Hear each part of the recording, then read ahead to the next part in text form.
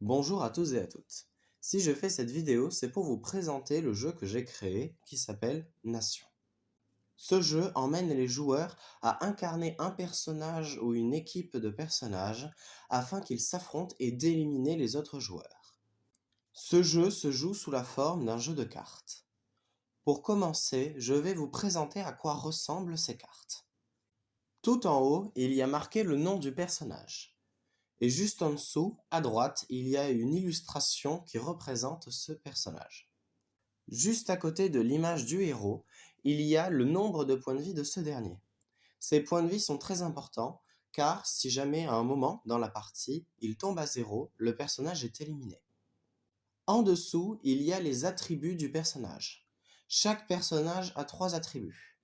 Un qui représente l'armée pour laquelle il se bat, un deuxième qui permet de montrer le rôle de ce personnage dans le jeu, et un troisième qui permet de montrer l'espèce du personnage.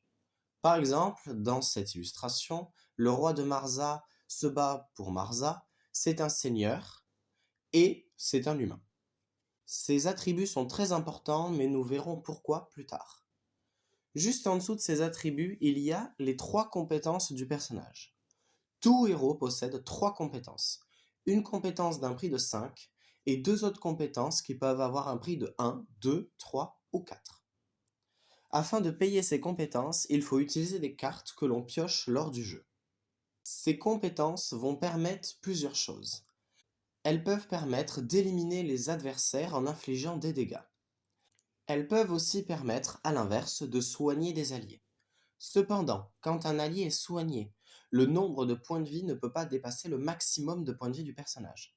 Par exemple, le roi de Marza possède 8 points de vie. Si jamais il se retrouve à 3 points de vie et qu'il est soigné de 2 points de vie, il aura 5 points de vie. Cependant, s'il a 3 points de vie et qu'il est soigné de 10 points de vie, il n'aura que 8 points de vie car c'est son nombre de points de vie maximum. Il est aussi possible avec ses capacités de donner des bonus et des malus aux alliés ou aux ennemis, afin de rendre les alliés plus forts et les ennemis moins forts. Certaines capacités n'affectent pas tous les personnages. Par exemple, la capacité du roi de Marza d'un prix de 5 n'affecte que les personnages de Marza. Et c'est là qu'interviennent l'utilité des attributs. Le roi de Marza a l'attribut Marza, donc cette capacité est efficace sur lui-même. Et elle est aussi efficace sur tous les autres personnages qui ont l'attribut Marza. Mais si un héros n'a pas l'attribut Marza, la capacité du roi de Marza n'affecte pas ce personnage. Et tout en bas de la carte, il y a les pouvoirs. Les pouvoirs du héros sont des pouvoirs qui sont constants, ils ne sont pas activés par des cartes. C'est ce qui permet de rendre un héros tout simplement unique. Maintenant que l'on sait à quoi ressemble une carte, je vais vous présenter comment on joue lors d'un combat en 1 contre 1. Tout d'abord, pour l'installation. Chaque joueur va choisir un héros qu'il va incarner. Il faut aussi préparer les pions points de vie et bouclier, ainsi que les dés effets et le tas de cartes qu'il faut mélanger et disposer proches afin que l'on puisse les utiliser lors de la partie. Le joueur qui va commencer est le joueur qui possède le héros avec le moins de points de vie. En cas d'égalité, les joueurs décident d'une autre manière pour désigner qui commence, avec par exemple un simple Shifumi. Lors d'un tour de jeu, le joueur va commencer par piocher une carte dans la pioche. Ces cartes sont numérotées de 1 à 5 et permettent de payer les compétences. Puis, le joueur a 2 choix. Soit il peut passer son tour afin de garder ses cartes et au tour suivant d'activer une capacité plus puissante. Soit il peut activer une compétence. Pour ceci, il doit payer avec les cartes le prix exact de la capacité. Par exemple, pour une capacité à 3, on peut payer de 3 façons. Soit avec une carte 3, soit avec une carte 2 et une carte 1, soit avec 3 cartes 1. Mais il est impossible de la payer autrement. Puis, après ceci, c'est le tour du joueur adverse, et ainsi de suite. Le jeu se termine quand l'un des 2 héros est éliminé.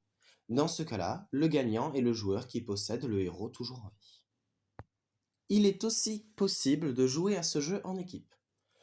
Pour ceci, les règles diffèrent un petit peu mais sont quasiment les mêmes. Pour la préparation, c'est exactement la même chose que pour le 1 contre 1.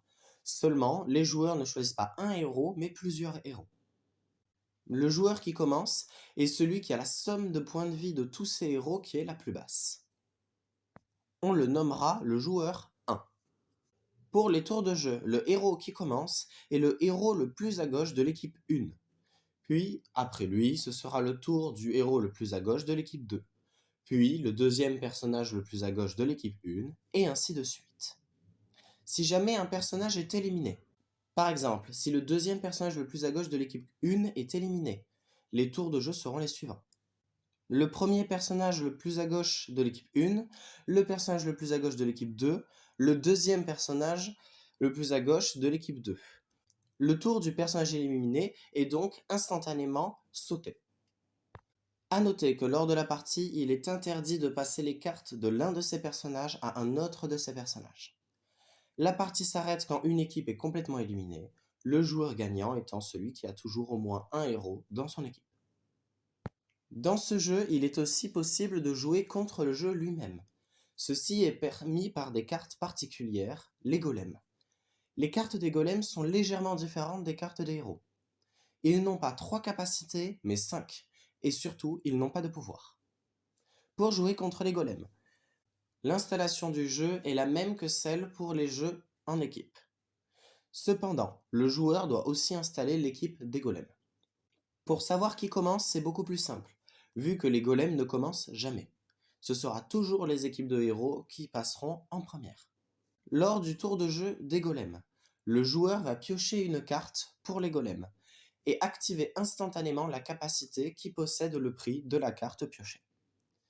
Les capacités des golems sont un petit peu différentes car elles indiquent directement qui est visé. Par exemple, le personnage qui a le moins de points de vie ou au contraire celui qui en a le plus. Cependant, des égalités peuvent intervenir. Dans ce cas-là, c'est le personnage qui joue le plus rapidement après les golems, dans cette égalité, qui sera visé par l'attaque ou le soin du golem. La partie se termine toujours de la même manière, soit le joueur est éliminé et dans ce cas-là il a perdu, soit tous les golems sont éliminés et dans ce cas-là c'est la victoire du joueur.